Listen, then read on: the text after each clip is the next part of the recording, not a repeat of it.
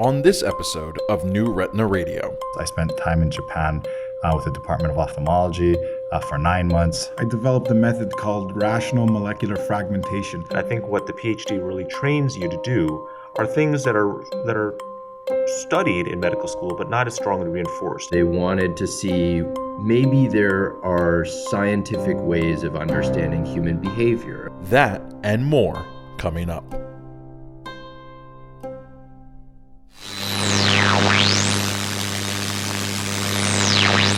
New Retina Radio is an independent podcast supported with advertising by Alcon. This is Mike Lee at Horton Plaza Park in San Diego, here for the Retina Society 2016 meeting.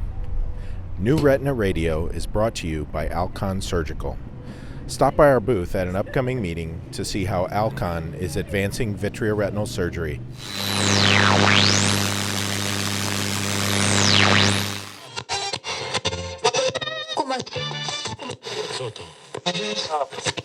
You're listening to New Retina Radio from New Retina MD and Bryn Mawr Communications.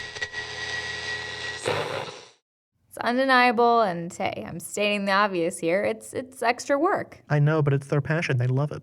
Yeah, and no matter how you look at it, they're coming out with something valuable. All right, are you ready? Yeah, let's do it. I'm Scott. I'm Rana. This is New Retina Radio. Today we're covering those extra letters after MD in somebody's name. You got PhD, JD, MBA, MS. Some doctors have so many letters after their names that it looks like alphabet soup. We all know what those letters mean, but we don't know how or if they affect the careers of retina doctors. We'll start with the PhD.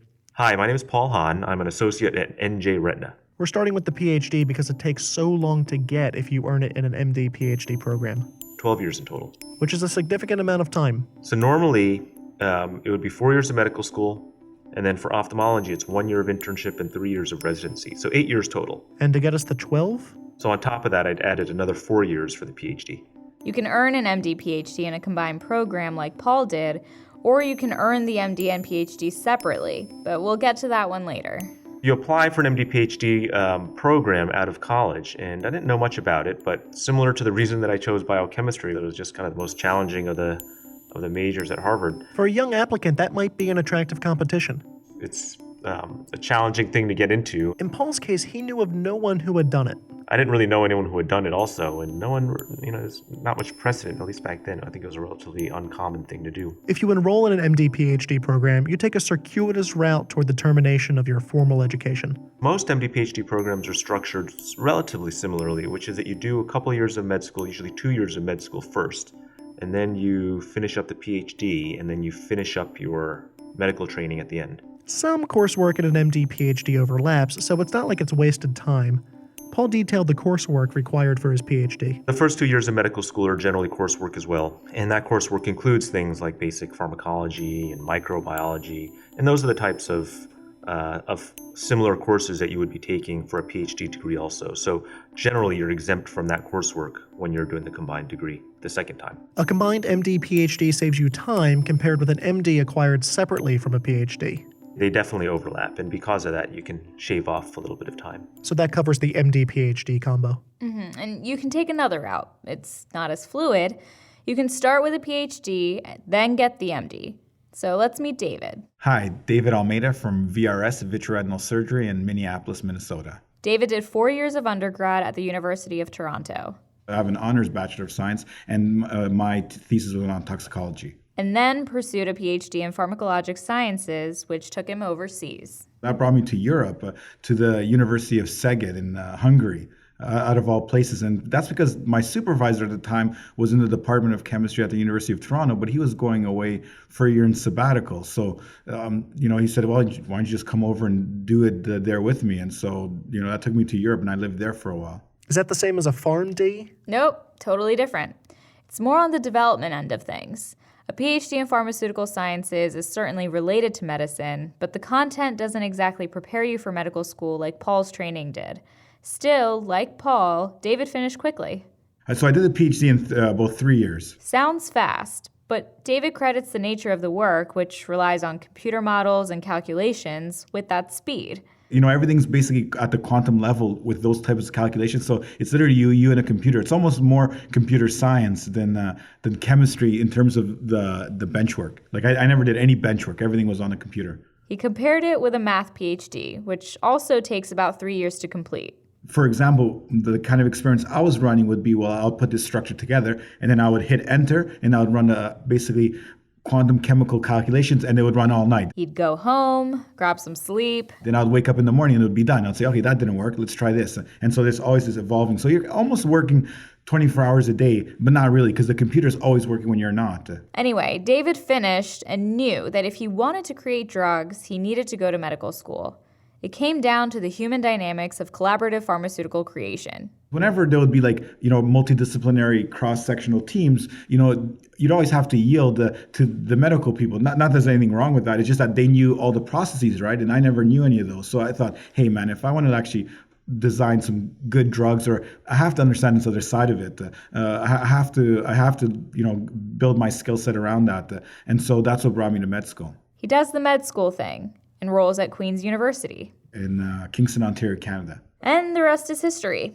So there we have it, 2 doctors with MDs and PhDs who arrived there 2 very different ways with 2 very different areas of study. Age-related macular degeneration, and looking at iron as a potential cofactor for the pathogenesis of dry AMD. I developed a method called rational molecular fragmentation. But they both agreed that their PhDs came in handy.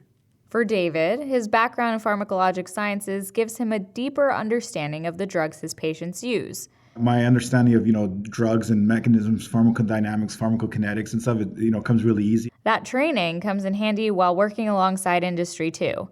He and industry reps speak the same language. I really enjoy research, and I'm still really active, still doing a lot of it, and I'm building really strong relationships with pharma and industry. And I think that's it. We can connect really quickly because I understand what their point of what they're trying to do, and I can see it from the delivery point as well. Paul has different reasons for finding the PhD useful. I think what the PhD really trains you to do are things that are studied in medical school, but not as strongly reinforced. And that is to have a scientific mind and a very rigorous way to approach and think about things. He pointed to the words of a former mentor. David Epstein. David passed away in 2014, but Paul says his words still resonate. For a long time, and he really recommended that you use your patients as what he called a clinical laboratory. Not to mean that you should experiment on patients, but really use patients to form hypotheses, test those hypotheses, and then reformulate those hypotheses based on those results. And I think that's been a fantastic way to look at things. Paul said that the PhD's tendency to strengthen the muscles in your scientific mind leads to thorough analysis of results.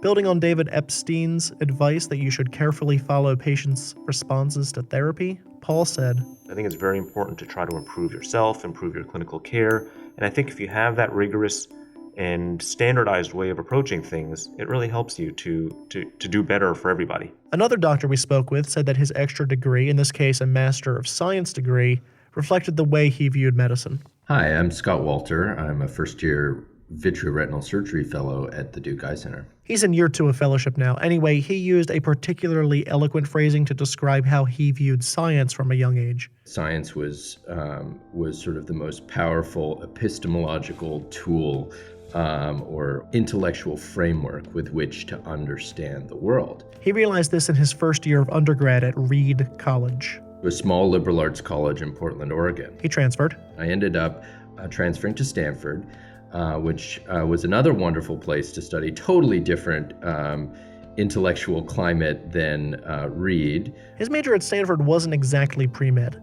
I ended up gravitating towards this very unusual department called the Department of Anthropological Sciences. Department of Anthropological Sciences. Yeah, I know. He described it as anthropology meets genetics. It was a sort of comprehensive scientific approach to all sorts of anthropological questions. There's that concept again, the scientific approach. They wanted to see maybe there are scientific ways of understanding human behavior, of understanding human ecological, constraints that affect human behavior, at looking at medical anthropology and all sorts of, new kinds of questions that might be answered using a scientific framework. Like Paul's and David's training, Scott's training focused on reinforcing the scientific method, especially in scenarios where using the scientific method was unusual.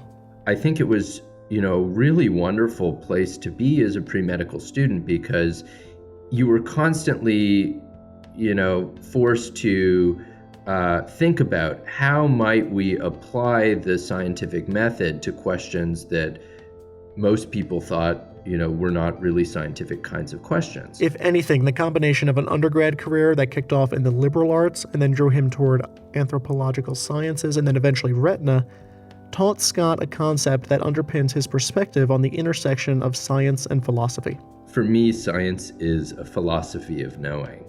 Science is a way in which, we evaluate our own thoughts. It's just such a powerful framework to understand the world.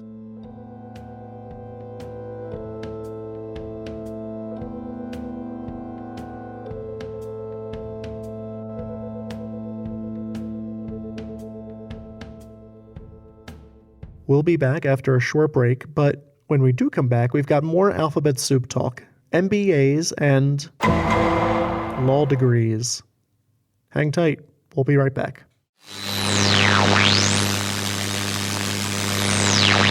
Hey, this is Tom Albini outside the Convention Center in Seattle, Washington at this year's ARVO meeting. New Retina Radio is brought to you by VBS5, the 5th annual meeting of the Witt-Buckle Society, which will take place in April of 2017 in Las Vegas, Nevada. The Witt-Buckle meeting is a great place to meet colleagues, fellows, and industry and talk about new techniques and strategies in retina. Visit us at wittbucklesociety.org for more information. New Retina Radio is an independent podcast supported with advertising by Alcon. This is Mike Lee here at the bowling tournament during the final night of the Retina Fellows Forum here in Chicago. New Retina Radio is brought to you by Alcon. Stop by our booth at an upcoming meeting to see how Alcon is taking surgical retina into the future. All right, let's get back to the program. Awesome! Thank you, Mike. We'll see.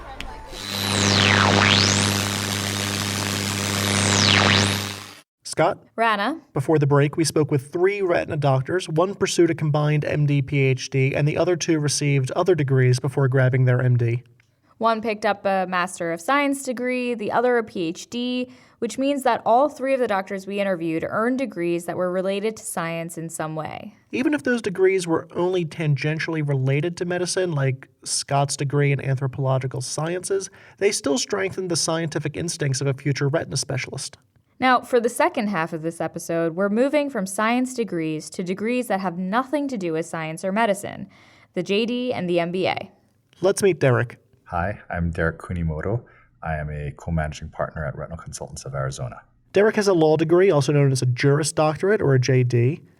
His educational career started off normally enough. I went to Harvard, graduated with a major in biology, and did a lot of things that all pre-med majors do. He was accepted to medical school, and then things took a different turn. I received a Rhodes Scholarship. I'm sure you've heard of it, but as a reminder, it's a postgraduate scholarship awarded by the University of Oxford. Med school said that they'd save him a space. I had a spot at Harvard Medical School. Derek thought about getting a PhD at Oxford, but decided against it. On that scholarship, I was able to choose whatever field of study I wanted. Here was an opportunity, a chance to take a mental vacation from medicine while still exercising his mind.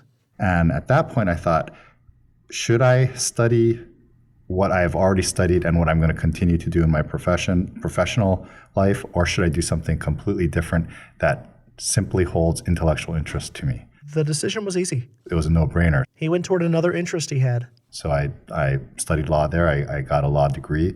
A completely different way of viewing the world, but I'm very happy that I did it. To be clear, this is a British law degree, not an American one, but Derek said that those details don't really matter for the profession that he's in. American law is based on English common law. The law practice was never what he wanted anyway. Remember, Harvard Medical School had a spot with his name on it.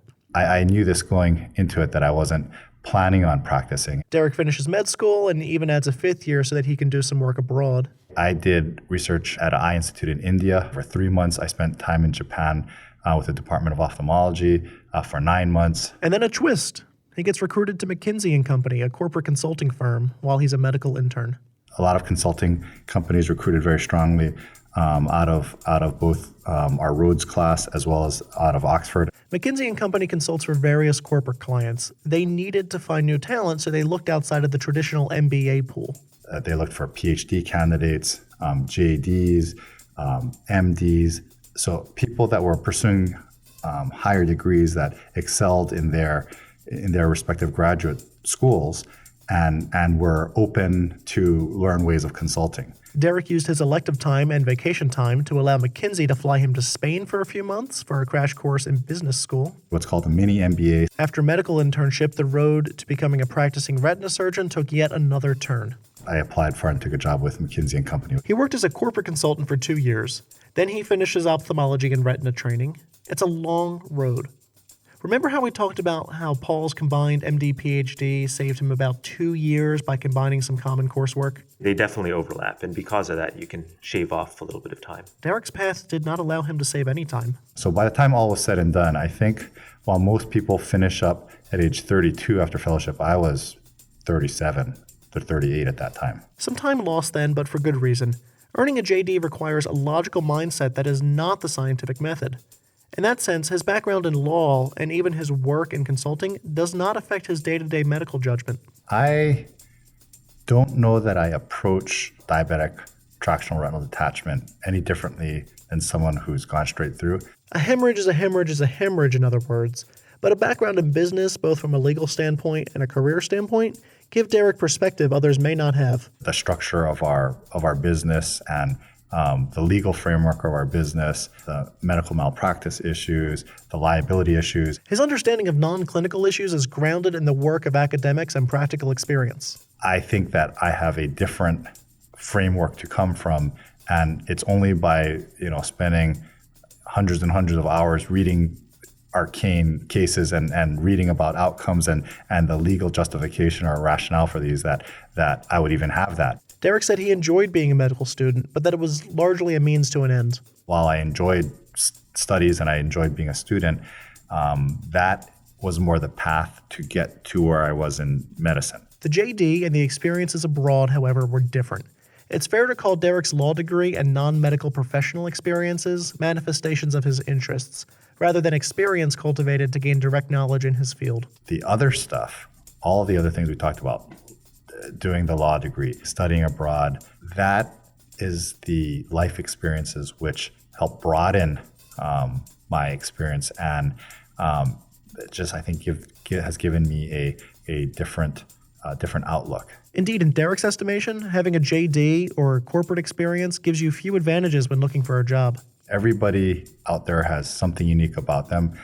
I think those unique things help get you noticed and get you in the door. But after that, everyone's on a level playing field, because in the end, it's not just about qualifications.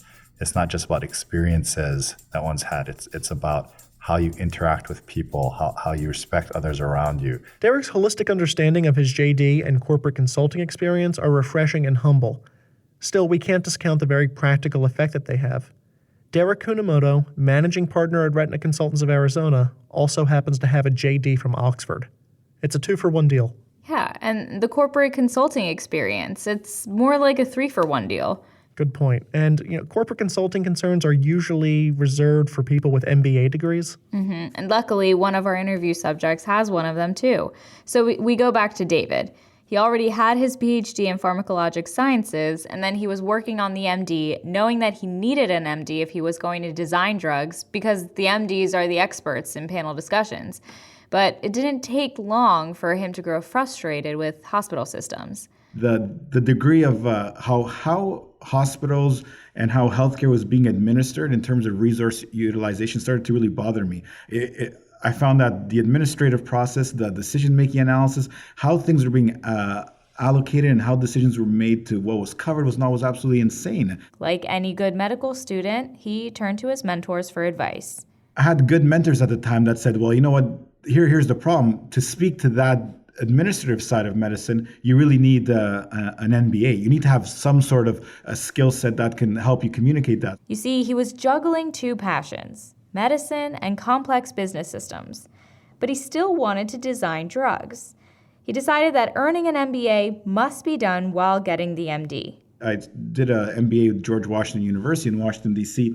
that allowed a part-time. So I did it over 2 years during my last 2 years of med school, during my clerkship years. I assume that he ended up using the MBA to address systemic failures in distribution of care and, like, administrative issues at the hospital?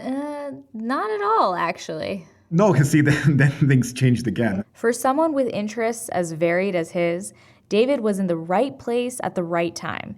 Ophthalmology, early 2010s. I do an ophthalmology elective. Keep in mind, this is still at Queen's University. I'm like, oh man, this is amazing. Like, this is really fun. He loves it. They're doing wonderful surgery. They got these fun clinics. This was 2012. The anti-VEGF boom's in full effect, so innovation is just like going crazy in ophthalmology and retina in particular. Seemed like the perfect match. I'm like, whoa, this actually has everything here that I was kind of looking for. Does he use the MBA? Sort of. Not as much as he uses the PhD, and certainly not as much as our other interview subjects use the knowledge they gained from their degrees.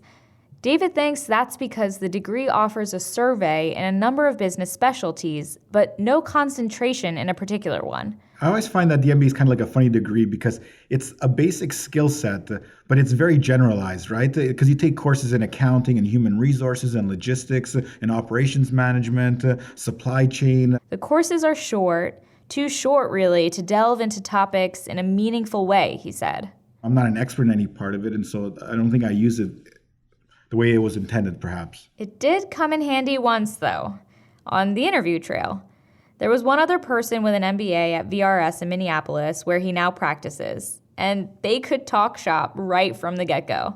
When I interviewed, we hit it off exactly from that point of view, because you can contribute significantly along those lines of thought. So it's not that the MBA was a waste of time, it's just that David didn't use it how he thought he would. There seems to be a pattern here. Despite the fact that some of our interview subjects did not use their degrees as they intended, they're still happy that they earned them. Derek said that if nothing else, it's life experience. I would put both law and the time I was abroad in a similar category. Which is to say that they aren't the usual experiences one earns in medical school. I mean, much like the way a junior year abroad would be, except, I did that a little later in life. So I think, in some ways it's a little more valuable. I could do more things and experience other things. David thinks there are pros and cons to earning an extra degree, or in his case, two. I think on the idealistic side, on a humanitarian or a humanistic side, there's, investing in your knowledge or your education is always, always a worthwhile goal. But it comes at a price. You lose time, and there's an opportunity cost, there's a debt cost. He thinks that degrees should be driven by questions, not by desires to rack up more letters behind your name. If it can happen organically, like I always felt with me, there was a bigger question that needed to get answered with a certain skill set, and then education provided a steadfast route to that answer. So if you have something similar, then I think that's a viable way to approach it. Certainly some impressive work, and we look forward to seeing what some of the young docs in this episode do with their unique educations. Absolutely. And special thanks to Derek Kunimoto, Paul Hahn, David Almeida, and Scott Walter for this episode. I'm Scott Kriswanis. I'm Rana Jaraha. See you next time. Bye. Press 2 to play new messages. Hello, Scott. Paul Hahn here to read the credits. Here it goes. New Retina Radio is a production of Bryn Mawr Communications and New Retina MD. The show is produced by Scott Kriswanis with help from Rana Jaraha and Rachel Kagan. The show is recorded, mixed, and edited by Greg Notestein. Our staff includes Dave Levine, Megan Beiser, Elisa D'Amato, Laura Geis, Julie Kassab, Kira Mazurik, Meredith Pollock, and MJ Stewart. Our publisher is Janet Burke. For advertising questions, contact us at newretinaradio@bmctoday.com. That's all. Chat later. End of messages.